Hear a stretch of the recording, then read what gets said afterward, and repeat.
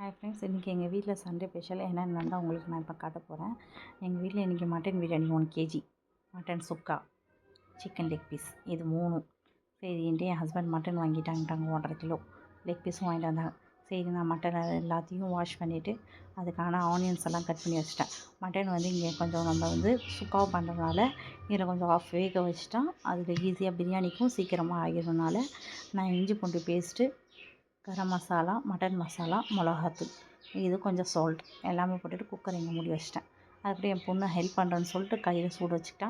சரி விடுமா, நானே பார்த்துக்கிறேன்னு அதுக்கப்புறம் போய் சிக்கனுக்கான மேரினேஷன் எல்லாமே பண்ணிவிட்டு நார்மலாக நம்ம என்னென்ன சிக்கன் மசாலா அந்த மாதிரிலாம் போட்டு மேரினேஷன் பண்ணி அதை வச்சுட்டேன். அதுக்கப்புறம் கொஞ்சம் வெங்காயம் வந்து ப்ரௌனிஷாக வர வரைக்கும் நான் என்ன பண்ணேன், வெங்காயம் தக்காளி எல்லாத்தையும் கட் பண்ணி வச்சுருந்தேன் இல்லையா, அதை வந்து நான் போட்டுருவேன். போட்டுட்டு ஏன்னா நான் அப்படியே வந்து இஞ்சி பூண்டு போட்டு விட மாட்டேன்.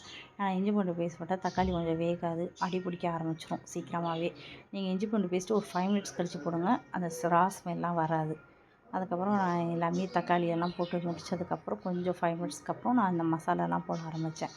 அதேமாதிரி தான் இஞ்சி பூண்டு பேஸ்ட்டு, கரம் மசாலா, மிளகாத்தூள், மட்டன் மசாலா இதை போட்டுட்டு கொஞ்சம் மிக்ஸ் பண்ணி ஒரு 1/2 கிளாஸ் தண்ணி ஊற்றி அது தனியாக மூடி வச்சிட்டேன். ஏன்னா அது கொஞ்சம் தக்காளியெல்லாம் வெந்து வரனால அதை ஆஃப் கேஜி முடிச்சிட்டேன். அதுக்கப்புறம் இந்த சைடு மட்டன் வந்து நல்லா வெந்து வந்துடுச்சு. அதுக்கப்புறம் குக்கரை ஆஃப் பண்ணிட்டேன். ஏன்னா ஒரு 5 விசில் விட்டேன். அதுக்கப்புறம் மட்டனுக்கு சுக்காவுக்கு நான் மறுபடியும் விட்டுக்கலாம்.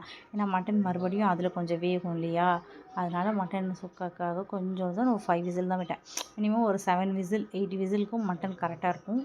நான் வந்து அதுக்கப்புறம் மட்டனை எடுத்து இதை ஆஃபாக பண்ணுறதுக்காக இதில் மட்டன் தண்ணி வந்திருக்கும் இல்லையா, அந்த மட்டன் தண்ணியை வந்து நான் அந்த பிரியாணி கூடயே ஆட் பண்ணிட்டு ஆஃபாக நான் டிவைட் பண்ணி எடுத்துக்கிட்டு அதுக்கப்புறம் வெங்காயம், கொத்தமல்லி, கரம் மசாலா, மட்டன் மசாலா, மிளகாத்தூள், இஞ்சி பூண்டு பேஸ்ட் மறுபடியும் சேர்த்து கொஞ்சம் சால்ட் சேர்த்து நான் மட்டன் சுக்காக்காக இந்த சைடு மறுபடியும் ஏற்றிட்டேன்.